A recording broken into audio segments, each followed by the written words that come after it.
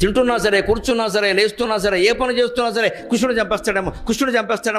చంపేస్తాడేమో అనే భావనతో కంసుడు ఉండడం వల్ల అతనికి 9 ఏళ్ల వయసులో ఉన్న కృష్ణుడు ఆయన సంహరించి మోక్షం ఇచ్చాడు కంసుడికి. ఎందుకంటే ఆయన కోరుకొని చేసింది నిరంతర ధ్యానం, కృష్ణ ధ్యానం. శత్రుభావంతోనైనా భగవంతుడిని ధ్యానిస్తే చాలు, ఏం పర్వాలేదు. తిట్టినా పర్వాలా, కొట్టినా పర్వాలా, ప్రేమించినా పర్వాలా, ఏం చేసినా ఆయన్నే.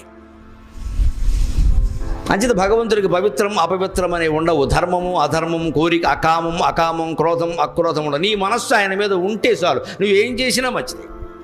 రామదాసే ఉదాహరణ. వచ్చి ఎన్నకొంశ తిలక అని మర్యాదగా చాలాసేపు పాడాడు. ఒళ్ళు మండిపోయింది దెబ్బలు కొడుతుంటే.